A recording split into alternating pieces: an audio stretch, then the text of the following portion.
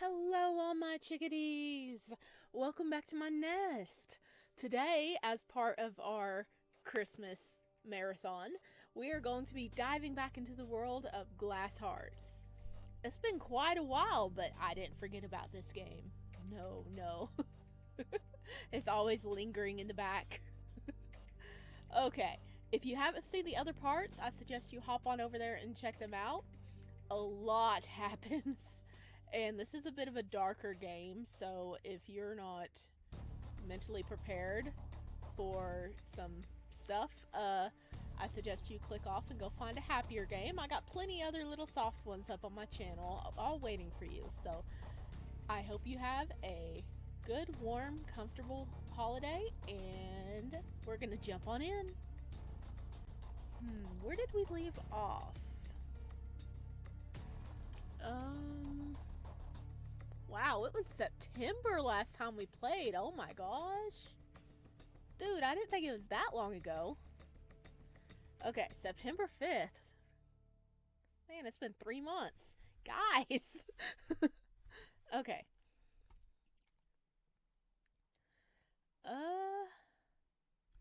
Okay, I guess we're meeting, Subin again, our friend. I really don't know what happened.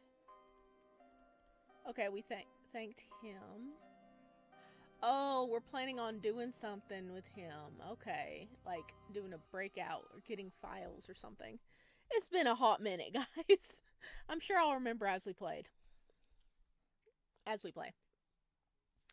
Kai was already seated in the cafeteria, waiting eagerly to see Subin and talk with him about everything that took place. His friend was never late to their meetings, and this time was no exception. Oh, Subin's so cute. Bunny boy. What Kai didn't expect was for Subin to pull out his phone immediately after the greeting, an uneasy expression on his face. I have 3 very important things to tell you. First, did you watch the news recently? No, we didn't, buddy. We're locked in here. We can't do nothing. Kai shook his head. He did his best to avoid the TV. Subin nodded. There was a suicide in Huazan school. One of his students took his own life and apparently left a note incriminating him. The case is getting more public by the day, and there are voices here and there, especially on social media, saying that your sentence might not be fair, Kai. In what? Fair as in our advantage, or fair as in not bad enough? So I have decided, and please do not fight me on this, that I will hire an attorney in your stead. Not just any attorney. I wanted to make sure that the guy's good, so I did my research. Subin, but how? Are you serious? A thing like that must have cost you a fortune. Doesn't matter. It needed to be done, so I did it. Which brings us to the second thing. Subin reached into his bag and pulled out a book. At first glance, it was particularly thick with its dark soft cover. It was printed with pictures of stars and gas clouds. Another gift for you. The book landed on the table with a thump, as Subin struggled to put it down gently. Its front cover read, An Introduction to Modern Astrophysics. It was one of those 1,000-page behemoths that would put fear in the casual readers just by its sheer size. Kai couldn't hide his surprise as he looked at his friends for answers, only to find Subin ostentatiously smirking back at him. A course book on astrophysics? That's an interesting choice. Well, you're a curious mind, am I right? Sci-fi often borrows chunks of real physics. I thought that you might want to learn about all the elements of our reality that feature so prominently in your imaginary universe. This time it was Kai's turn to reply with tongue-in-cheek. Excellent observation. Certainly we, as sci-fi readers, spend so much time with our head in fictional stellar clouds that we forget all about keeping our heads in the real clouds. Don't get me wrong, I do enjoy sci-fi, but I'm not sure if I'm ready to collide with hard science. At least not ready for a collision with an actual brick wall of science. Not much to do around here anyway.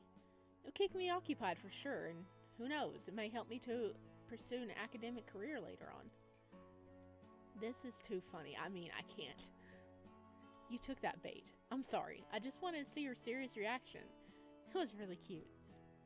Subin glanced around and spoke very quietly. This prompted Kai to do the same thing. With the exception of 2 staff members talking on the other side of the room, the cafeteria was empty. Not unusual for this hour. I was just kidding with the book. I needed a way to smuggle a cell phone for you, so I cut out the middle part and fit it inside. Oh, he doing some smuggling. Good job. We getting a cell phone. That the way Subin said that conveyed at least some part of the smugness and excitement he was feeling. No way. That's so clever. How did you figure it out? Most of the stuff I bring you is for reading. So I thought, what if I found an encyclopedia and used it as a box to store something? This one had pictures of space, so it wouldn't look that different from the ones they've already seen on me. I pray that the scientific community forgives me for eviscerating this book. My hope is that you were to draw inspiration from it and become an astrophysicist. That would... Okay, let me try that sentence again.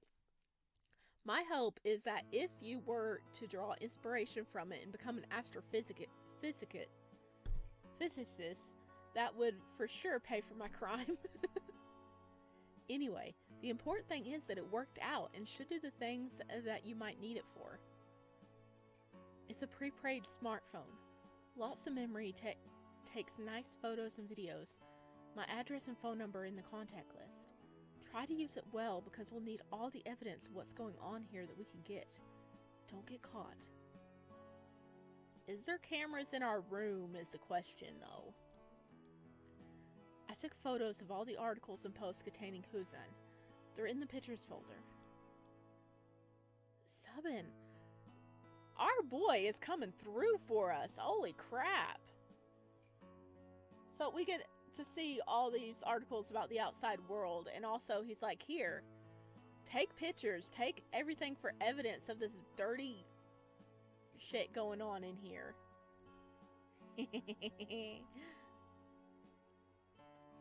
I'm sorry that it's all so rushed, but we don't have much time.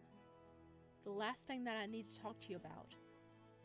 Remember when I told you there's a possibility that Moyu attracts attention because he used to be known by a larger group of people, rather than just a random person?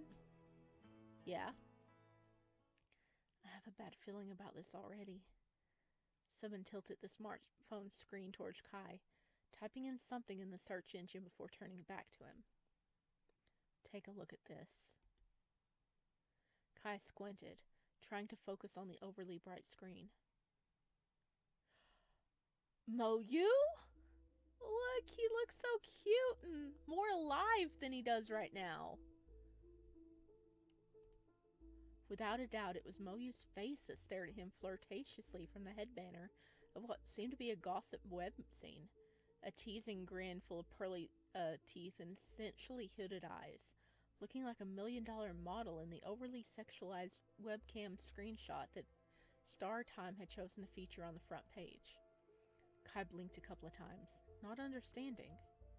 Then he blinked a couple more, not believing his eyes even though the evidence was right in front of him. At least now we have some insight as to why the entire hospital is so into your roomie Kai. Man, I can't talk today, guys. I'm sorry. At least now we have some insight as to why the entire hospital is so into your roomie, Kai. Well, except for him being ridiculously handsome. So, was he a web personality or an actor? Come on, give me more info. Do you know what this is? I'm not sure. StarTime.com is huge. And I mean it. It's not only a big website that writes about hot web celebrities and makes a ton of money from ads because people take their words for gospel, but they're also an entertainment company. This section right here, the one where they write about Moyu, is where all the shadiest articles go. From what I know, there's a rotation of 3 people in total who compose them. Lee Jun, Park Soo-min, and Wade Woo. Are you serious? Wade Wu even had his own TV show, right? My mom was crazy about that guy. Where's my dad to watch every episode of Tea After Hours? I've always had other things to do rather than spend time in front of a television set. But Tea After Hours is something that I definitely remember.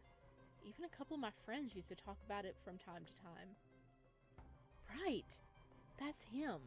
That's the dude. So you understand that this is big. So, Lin Moyu. They mention his real name only once because it's actually the weird nickname Bibi Dove that he's been known by.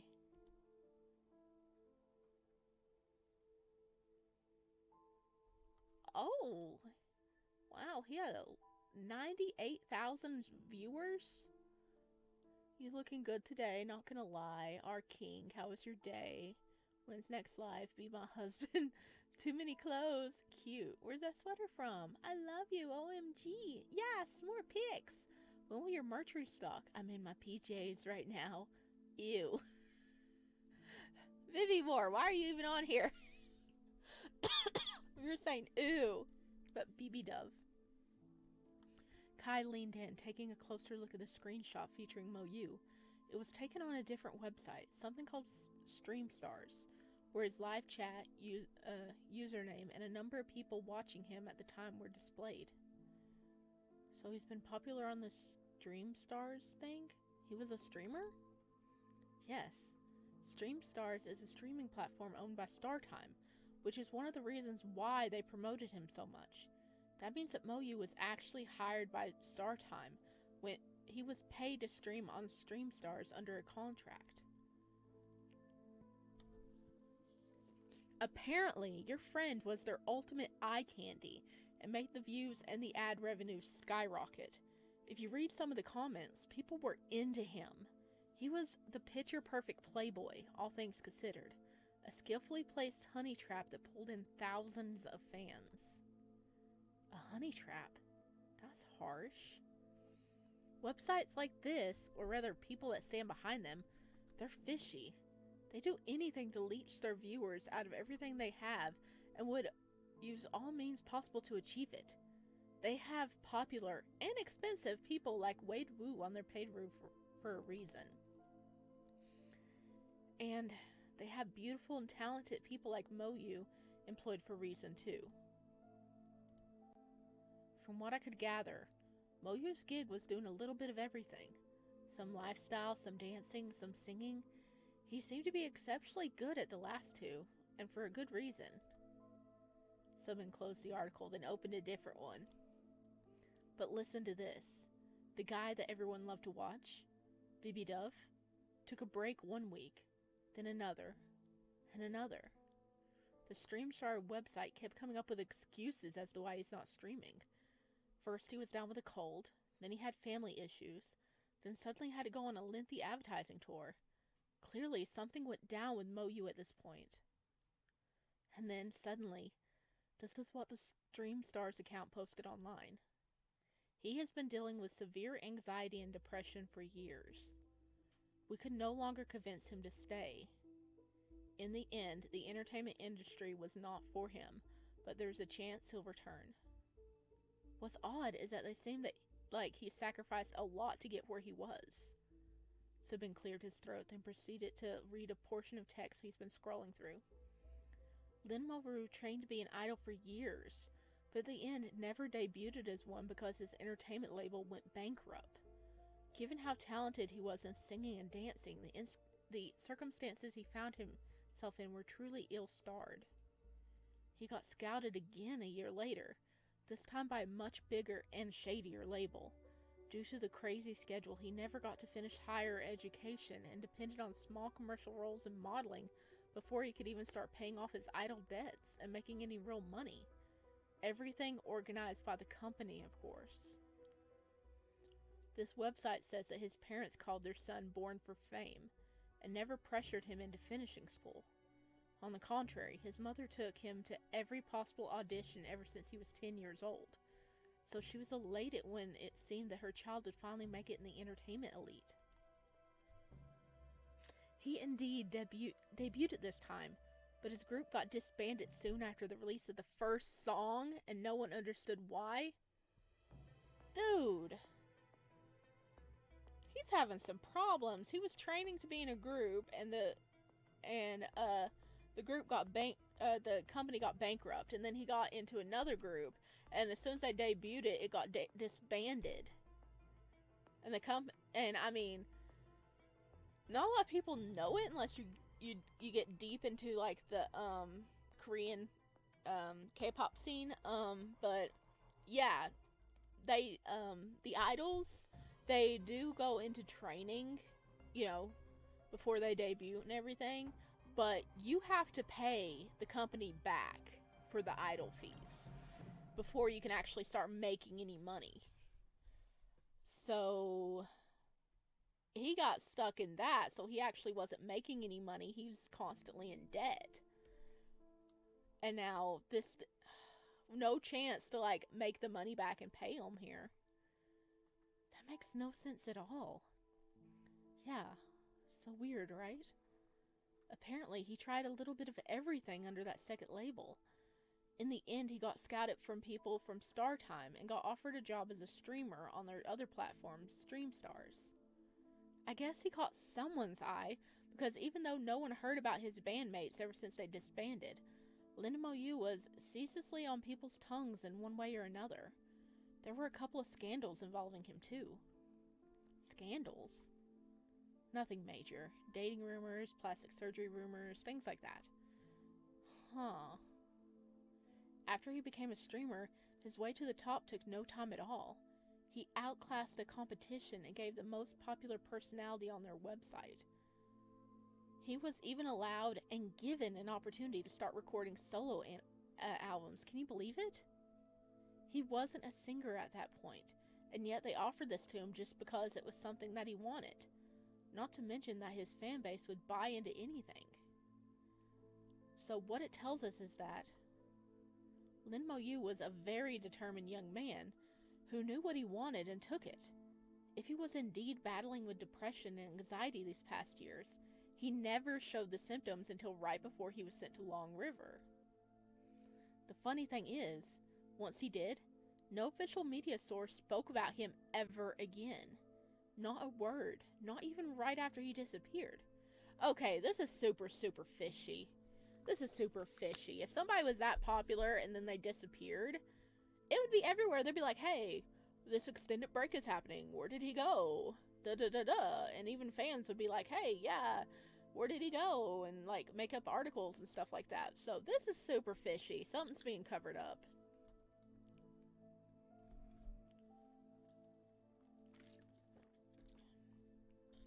Isn't it strange?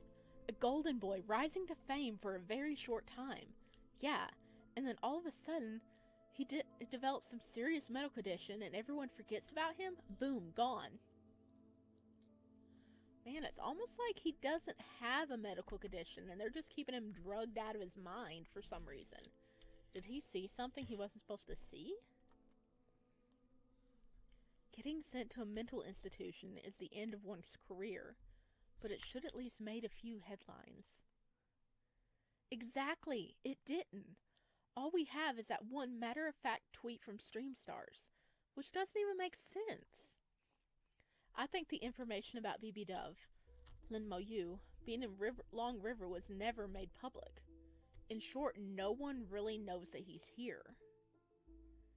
That would explain why no one has visited him, either. To be honest, it's a little freaky. What if he made someone mad and they just got rid of him by sending Moyu to this place? I'm believing that. I'm believing that line because I think his parents would visit him if they knew he was here. And he's never had a visitor. They're hiding him here. I mean, that's how it'd go in a movie or something. Subin locked his phone screen and threw the device into his pocket. That's the little investigation that took us almost 2 hours. Can you believe it? I'd expect the crazy nurses to start yelling that visiting hours were over an hour ago. Dude, you were here for 2 hours explaining this? Does that mean you're going? Subin winked, giving Kai a small, reassuring smile. He got up from his seat, but then paused and turned around. Everything will be all right, Kai. I promise. Oh. Subin is busting his tail out there for us. He's getting us an attorney. He did all this research. He got us a freaking cell phone smuggled in. He is busting his butt for us. This is our best friend, okay? He's officially our best friend now. The conversation he had with Subin weighed on Kai's mind for days until he was difficult to focus on anything else. The manner in which Chen and the other nurses treated Moyu made Kai think that he was either born with a disability or went through severe trauma. It was easy to believe, given his roommate's limited language and communication skills, and Kai was no expert whatsoever. Moyu couldn't function on his own. He needed help with all the mundane tasks and things a healthy person didn't even think of. How could someone change so suddenly? He is either suffering from a trauma, like a major trauma happened, or they have him drugged out of his mind. Okay? But he used to be a fully functioning human being, an entertainer that others worshipped. Did he get sick? Was this some kind of illness that handicapped him? Or what's wrong with him? Did Chen mix up his meds today? I hope for your sake you'll behave yourself, Moyu is a very good boy, and I wouldn't have anyone ruin all the hard work we have poured into making him better. To be honest, it's a little freaky. What if he made someone mad and they just got rid of him by sending Moyu to this place? It's just a theory, but Moyu's constant state of detached apathy is a little similar to what I feel ever since they put me on that new experimental medication. Just a lot more intense. What if he's never really himself because they tend to keep him that way? Or even purposely up his dose? I need to get answers. Oh, our baby! There's our baby! There's Moyu! He is so drugged out of his mind, okay? He's trying. Like, the few moments that, he seems to interact. He's trying, but... Oh my gosh, this is horrible! How does this game keep getting worse? I mean, I still love the game, but I mean, the themes just keep getting worse. Our baby. We gotta save Moyu. It didn't take more than a couple of days for Zhu Ying to show up again. Kai and Moyu were in the cafeteria, finishing their meals mostly in silence when the other man approached them with a big wild grin on his face. How's the soup today, pretty boy? Any better than the day before? When he sat down on an empty chair next to Kai, unceremoniously winding his arm around his shoulders, Moyu raised his gaze to look at him in something between mild shock and aspiration. Zhu Ying met his eyes. What's wrong? Mad that I'm sitting next to him? Kai wondered briefly whether Zhu Ying and Moyu even knew each other. They knew of each other, at least Zhu Ying did, but it didn't really seem like they ever talked. You could have taken that spot, You didn't, so what's the deal? Moyu's scrutinizing glare didn't falter, but he looked angry now, with the tips of his ears tinted pink. Angry and jealous? Zhu Ying, stop it. Just kidding. Heck, the two of you, no one can take a joke anymore. So Kai, darling, remember what you politely asked of me? And then Zhu Ying leaned in to whisper in his ear, perfectly aware of Moyu still staring at them. Everything's ready. Go to the showers at midnight and wait for me in the changing room. Kai gave a short nod, afraid of asking questions at that point. He ignored the cold shiver running down his spine as he told himself that the sooner they got to it, the better. Zhu Ying smiled knowingly, winking at Kai as he got up to his feet and left. When Kai glanced back at Moyu, he realized that his roommate was staring holes at the ground with a deep frown on his face. It was unnatural to see Moyu expressing emotions like this, and something in Kai's chest just...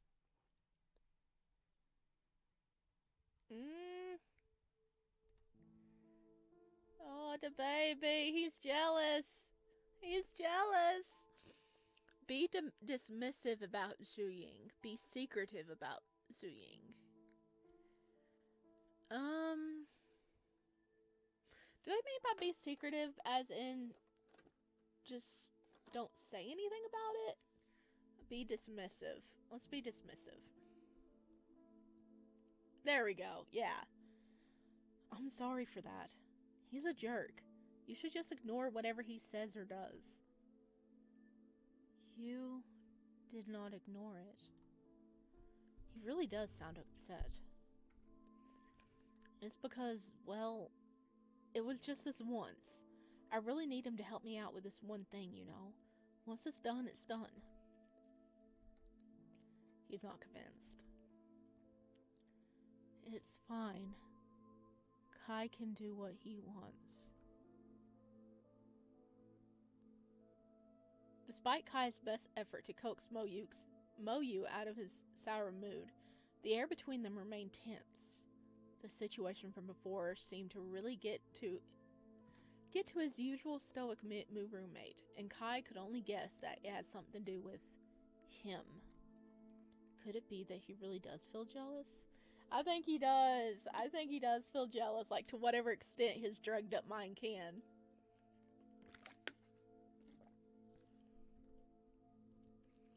I seem to be his only friend here, so perhaps that makes sense in a way, if Moyu even considers me a friend. I forgot if they told us how long he's been here.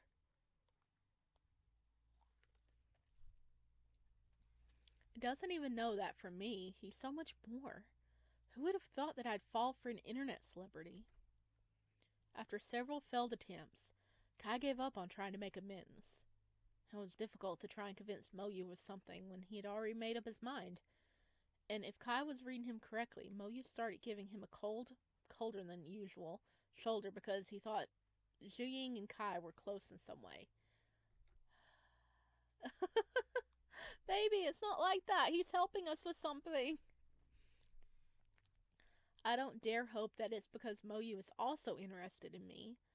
But if it was anyone else who knows us,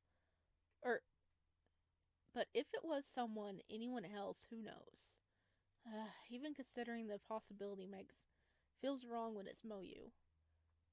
Can't we give him a hint of something we're doing so that he maybe doesn't feel like we're cheating on him, even though, we're not actually together, but it feels like cheating. Honestly, I feel like a douchebag for thinking about him in that way, but I just can't help it. Kai forced himself to forget about their misunderstanding for now, and focus on the task that lay ahead. Tonight had to be a success if he wanted to even begin helping Moyu in any way, so he tried to prepare himself mentally for whatever Zhu-Ying had in store for him. Oh yeah, weren't they going to try to steal some records? Of the medical records, I think?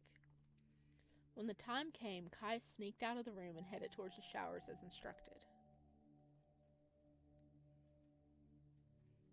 You came. For a second here, I thought you were going to chicken out after all. I'm impressed, pretty boy.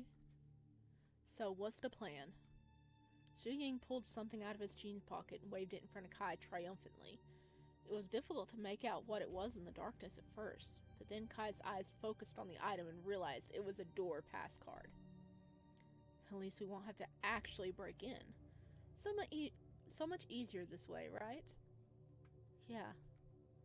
I don't suppose someone just gave it to you. You're so funny sometimes. No. No, he stole it. He straight up stole it, didn't he? Come on, let's get going. Oh, hopefully we get through this without being caught. They left the bathroom quietly, Kai following Zhu-Ying into the dark corner and praying that the other man actually knew what he was doing. It was difficult not to look over his shoulder every few seconds. The thought that someone could show up at any moment and notice they were out of the rooms was constantly on his mind, a burden heavy like a stone. The way Zhu Ying behaved, aware of his surroundings, very silent, calm in his movements, made it clear that sneaking around places wasn't new to him. Kai didn't expect it to be, of course, but to see Zhu Ying so focused and collected when his own hands were shaking made for a stark contrast between them. Zhu Ying was one of those guys that knew that others would follow their lead out of their own free will, that they had the wit and charm to lead anyone astray, the dangerous type that could pull anyone into their mess at any moment and smile innocently later when they were put in jail. They were from two different worlds, and it didn't feel safe for Kai to plunge into the world that Zhu Ying lived in. He knew that, and yet he had asked him for help. Now he was indebted to him. In a way, it felt like Kai had sold his soul. Here. Zhu Ying's voice was only a whisper, but it sounded so matter-of-fact that Kai raised his own brows despite himself. They were standing in front of the office that Chen shared with a few other nurses. Kai had never seen the inside of it, but he knew what it was from the hospital presentation he was forced to watch at the beginning of his stay, and listening to Chen say so himself on one or two occasions. Zhu Ying pressed his ear to the door for a moment, listening for any noises, then pressed the card into the reader and pushed them open. Yeah, done. Pretty guys go first. Oh, what we gonna find? We gotta get all the deets. You probably ain't that stupid, but don't try to turn on the light, yeah? We gotta search this place as it is if we don't want anyone to see us. Kai nodded, instantly feeling even more nervous than a second before. What were they looking for anyway? It was a nurse's office. There was a million things in there that made no sense to him and would probably take hours to search through properly. His indecision was quite palpable, because Zhu Ying snorted as he bowed to open one of the drawers and set him an amused glance. Well, you won't find anything if you just stand over there and looking cute. That's for sure. What am I even supposed to look for? Look at, or for? Look through the notes, bud! Qing's no angel. I know he keeps his dirt in here because it's the only place in the hospital where he could hide something. So try to find things that stand out. They won't be in plain sight though, so give it your best and dig deep. Imagine you're looking through your girlfriend's laundry. I mean, your boyfriend's laundry. Kai looked around the small, cramped room.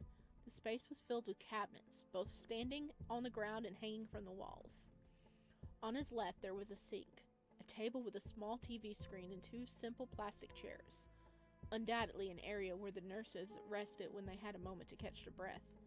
A wardrobe, half open and filled with scrubs, was placed just next to it. It seemed like the nurses weren't too keen on cleaning their station. There was a trash and dust mixed in with the hospital supplies all around. Empty coffee cups, pieces of foil and plastic that someone threw in the general direction of the bin and left there. Paper folders and medical records. A lot of things that were completely useless. Great. Just great. So, where should I start? Alright. Look through the mess. Peek into the cabinets. Examine the sink. Open the wardrobe. It said medical records. I think we really should look at medical records. Excuse me. Okay. Let's see. Look through the mess. Look through the mess. There are piles of paper thrown over nearly every surface available. Boxes of syringes and painkillers. Paper towels, sanitary pads, and all sorts of other medical supplies. Nothing that looked out of the ordinary, at least from where Kai could tell. Okay. Peek into the cabinets. Kai crouched down next to Zhu Ying. There was so much storage space, despite the room's relatively small size, that if somebody decided to hide something in there, it had to be in one of the cabinets, right?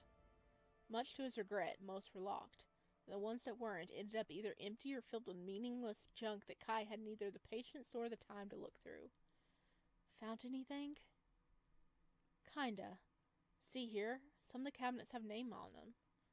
Kai's gaze followed where Zhu Ying was pointing. Indeed, the locked cabinet door had a small sticker with Wu Zhao written on it, and a lockpick hanging from its keyhole. Because apparently, Zhu Ying had his way around pretty much anything. Good boy, Zhu Ying. There's gotta be personal lockers of the people whose names are on them. In your case, I'd advise you to look for your guy, but you know that already, don't you? Chin. It would take a while for me to get this one open. The mechanisms in these lockers are old, and they jam easily. It's not a walk in the park. Kai nodded and got to work himself. It took a minute to find where he'd been looking for. Chin's locker was the last one on the row, and unsurprisingly closed like the rest. Can you help me with this one after you're done with yours? Sure, after I deal with this sucker. Kai stood back up, feeling anxiety starting to bubble just beneath his skin. How long had they been in the nurse's station already? What if a guard came this way and heard them? To occupy himself with something while waiting, Kai decided to raffle through some of the papers that were left on one of the cabinets. Hospital rules, marketing materials, patient files that looked way out of date. But there was one thing among all the others that stood out. A shabby leather-bound calendar that had the characteristic look of something that had been used constantly, and had already started falling apart. Kai opened it, skimming over the edges to look for more recent dates. Some of the days are marked, but the comments underneath make no sense. 9 CL XS PO 12 WB QZ RR. These look almost like a cipher or something. Like someone made an effort to actually hide the information behind it. There seems to be a pocket in the back cover of the journal. Kai reached for the opening in the pocket and pulled out a white envelope.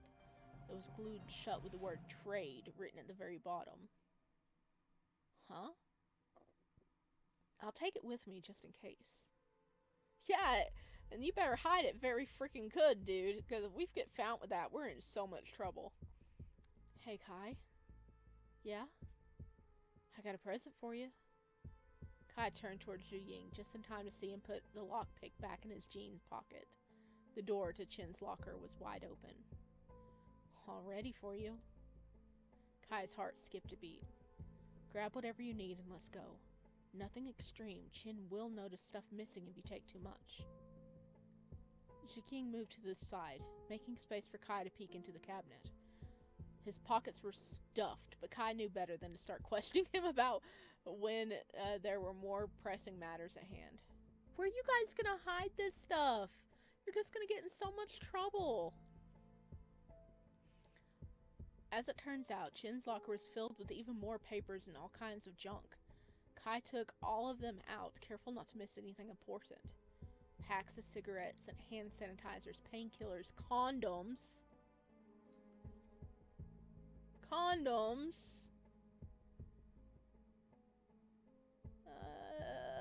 I don't like that. And a few white envelopes poking from between the files, much like the one he had just picked up from the journal. One of them signed, Moyu. Oh no. Fuck. Someone's here. They have a flashlight. It must be one of the guards or both. I hope you're done, pretty boy, because we got a bell right this second. Not thinking twice, Kai grabbed the envelope and pushed everything else back in Chin's locker. He followed Zhu Ying out of the nurse's station. Fortunately, they managed to quietly evade the guard and stay out of sight. That was close. Moyu was sleeping like a log. He didn't move an inch to the sound of Kai opening the door and getting into bed. Kai figured he didn't want to push his luck making any more noise, so he could just sleep in his clothes tonight, but before that, with the adrenaline from minutes ago still pumping in his veins, Kai reached for the item that he slid behind his belt as they were running back to safety. Fingers shaking and vision swimming, his thoughts were still racing without control. The envelopes. I have to see what's in them. Otherwise, I won't be able to close my eyes. We should take pictures of everything and immediately send them to Subin in case we get caught with it. Zuying was kind enough to escort Kai back to his room instead of heading straight to his own. And now that he was alone again, everything that happened until now felt that much more real. He took out both envelopes and turned them in his hands tentatively, feeling their weight in the shape of whatever was inside. Kai broke the glued seal on the trade envelope as quietly as possible and turned the envelope upside down, letting its contents fall into the bed. Oh no! Oh no! I called it! I called it! Oh no! Polaroid pictures? But it's so dark in here I can barely see. The phone that Subin gave me, it must have a light. Kai reached under his bed to pull out his backpack, making sure not to drag it through the ground too much. Moyu might be sleeping deeply, but he would probably wake up if Kai was to make a sudden ruckus. Okay, got it. Oh! Give me a break. Where's that option? Oh! Told you! I told you they were, like, doing things with him. What in the world? Kai blinked a few times. A cold shiver ran down his back. What is this? The photos were odd, eerie, suggestive, amateur. Instantly, Kai had a sinking feeling that he knew what they were. Reluctantly, he started looking through the stacks of photos more carefully. Judging from the awkward camera angles and odd poses of the people photographed, it was quite possible they weren't willing participants in these sessions, and didn't even know that someone took their pictures. Hey, that looks like a girl, maybe. Oh, goodness. Yeah, Moyu's definitely a couple of these. Men and women, all young and good-looking. Most of them seemed caught undressing, changing their clothes or preparing themselves for examinations. Innocent tasks that didn't look quite as innocent when their faces were hidden and underwear taken off. The background of each picture was dark and unclear, but Kai was almost certain that he could recognize one of the doctor's offices that he had previously visited in at least a couple of them. Those people obviously didn't consent, didn't even know they were being recorded.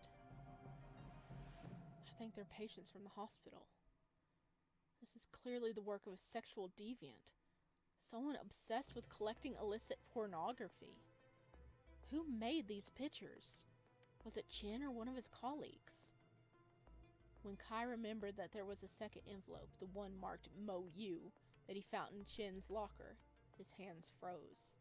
And even though he was trying very hard to mentally prepare himself for the worst, what he saw still came as a total, numbing shock.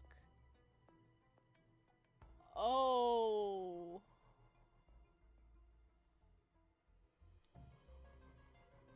Oh, is that hickey marks?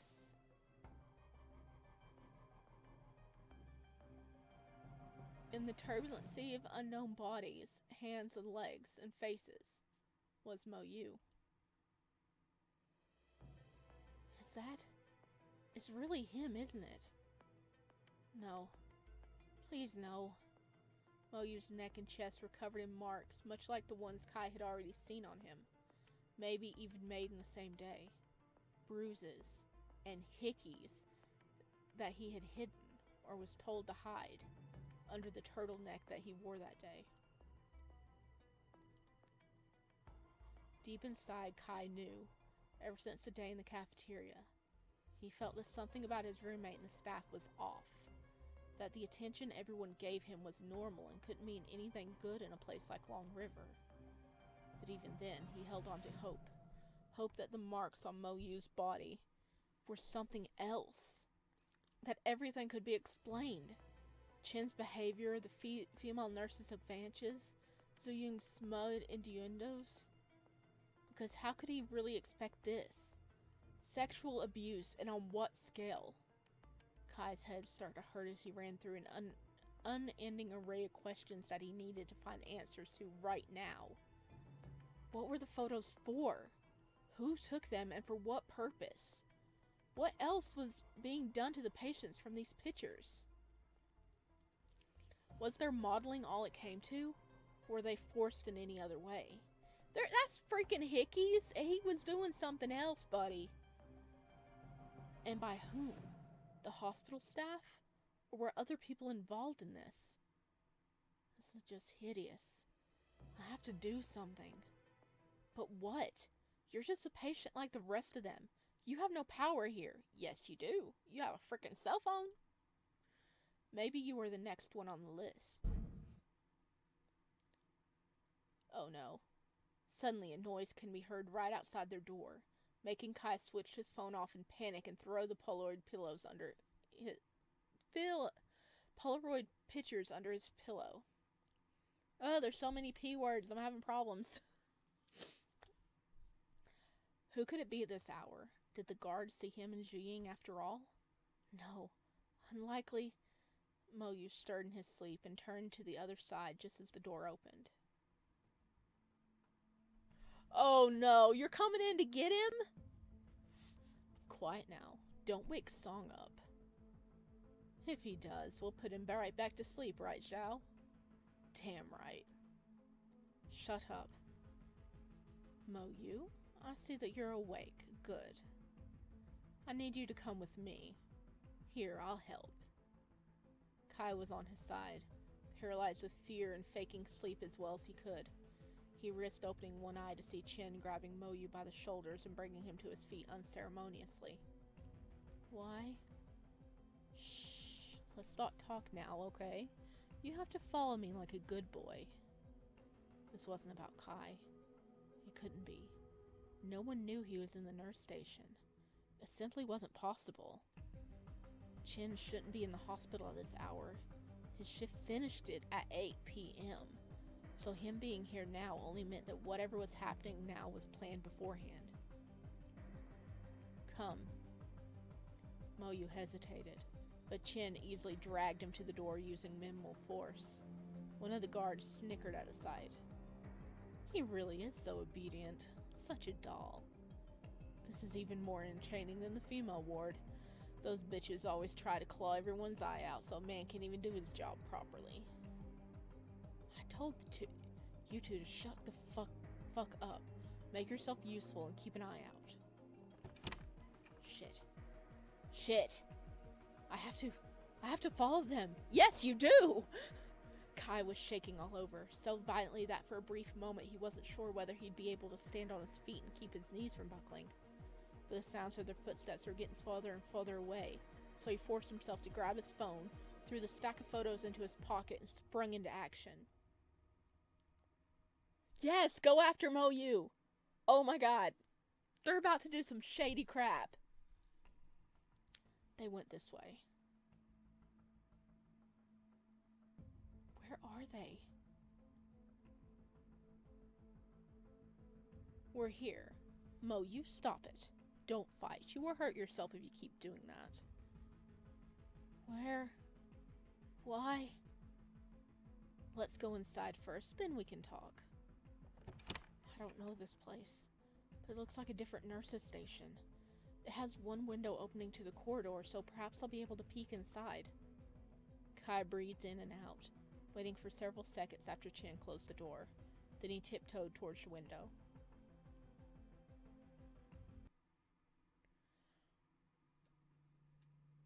We're here to see a friend. You've met her before, but she wants to get to know you even better. No! You freaking sold him. You sold him for the night. Oh gosh. Oh, and Moyu. Sorry for this. It's going to sting a little. Hold him down. Sure. The two guards grabbed Moyu roughly, immobilizing him and baring his upper arm as Chen picked up a syringe from one of the tables. Don't be scared. It's something to make you feel better, not worse. Better? Yes, less agitated, more receptive, relaxed.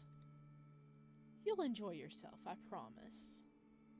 Moyu clenched his teeth, struggling weakly. I'm sorry, I know you don't like this, but it'll be over soon. The needle had disappeared into Moyu's skin for a fraction of a second, and then it withdrew. The guards let go of his arms, and Moyu staggered a few steps back. Tss, be careful with him. Take a seat, Moyu. You might feel lightheaded for a while. Not waiting for his reaction, Chin pressed down on Moyu's shoulder and forced him to sit on the examination table. Like this. Chin, we're done here, so you can leave. Are you sure? What if you need us? For what? Gawking at what's not your business? Or overpowering a boy who won't even remember his name? Get lost.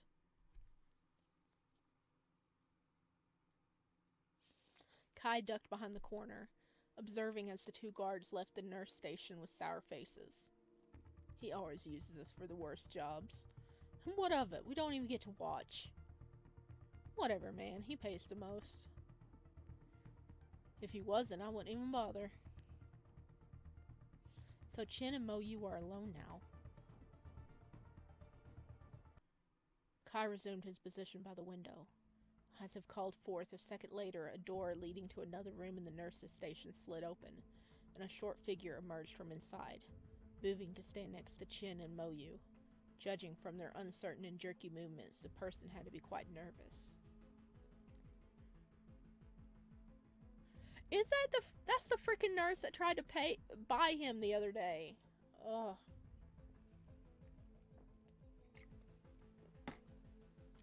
We need to just set fire to the whole freaking hospital at this point. You came. I almost thought you were going to change your mind. Is it safe here? As safe as we can be in this hospital. Almost everyone's home for the weekend, so this entire floor is empty. And why would I change my mind? I don't know. You seem fond of this boy. What is that supposed to mean? Nothing. Forget it. Moyu, still sitting on an examination table between them, had his hands in his lap like he did the very first day when Kai met him. But unlike back then, right now his gaze was clear, sharp and cold. He had a worried look, biting on his lower lip as if thinking through his options. But I need to know. When we were discussing it, when we had decided on all the details, you never said anything about... Ziyi licked her lips nervously, even eyes flickering to Moyu's intertwined fingers. I know that you guys take all those pictures, and there are instances when you allow others to watch under circumstances. Like right now. Ziggy nodded instantly. Like right now. But I was wondering, do the patients... Does he, do more? Or is it always just... Despite the cold, Kai knew he was drenched in sweat. He was gripping the window frame so hard he could feel his muscles go numb. Between Ziggy and Chin, Moyu himself looked like a ghost. Eyes dry and glaring despite the slight quiver of his lips. Though the blood pumping in his ears and the panic slowly creeping up his spine, Kai forced himself to remain calm. When Chin didn't answer for a moment, Ziggy prompted him again. Look, I have this for you. The nurse pulled out a white envelope from her pocket, much like the ones Kai found in Chin's locker, and pressed it hastily to Chin's chest like it was something poisonous. Kai shifted his weight to the other foot, realizing that his legs had stiffened from the tension that kept his body frozen in place. The motion made the phone in his pocket bounce, a reminder that he had not come empty-handed. Record this crap! Record this crap! if I manage to catch something on camera, record it! It felt wrong, and yet Kai felt his hands reach into his jeans pocket and pull out the phone. He switched the noise off and clicked the camera button and set it to record. I have to record what's happening here. Otherwise, no one will believe me. Here, take it. This is even more than you asked. I hope things will stay good between us. Chin took the envelope, opened it, and peeked inside. Are they just like exchanging lewd pictures of their patients? So, Ziggy, I'm offering you one thing, and you immediately ask for more. And that's how it's gonna go. The deal's off. You can take this back. No, not at all. I just want to know. Then know that no one touches him. That's not what we do here. I don't want to hear you ask about something like that ever again. Do I make myself clear?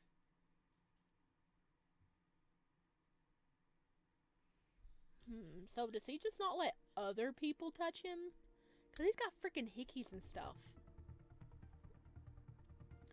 Ziggy gave Chin a confused look, but nodded regardless. Then she took a step towards Moyu, putting her hand on his nape. Her thumb started rubbing circles into his skin absently. Moyu? I want you to do what you always do. So sit down over there and undress first, okay?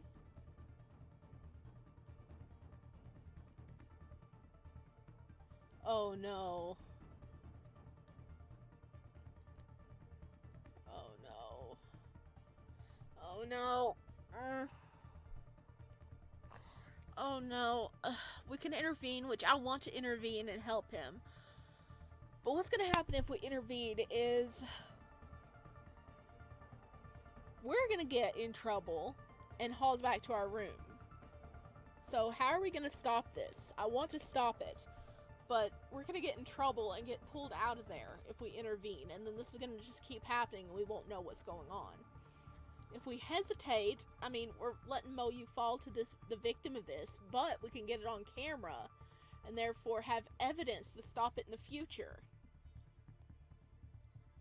Ah! Oh no. Oh no, I want to help our boy, but it'd be better to get evidence. Okay. I am actually going to stop this here. And you guys, let me know down below what you think we should do. I need help. Should we intervene and try to stop anything from happening? Even though it may or may not stop what's happening and we'll just get in extreme trouble. But we can maybe stop what's happening at the moment. Or do we hesitate and keep trying to record to get evidence? Okay.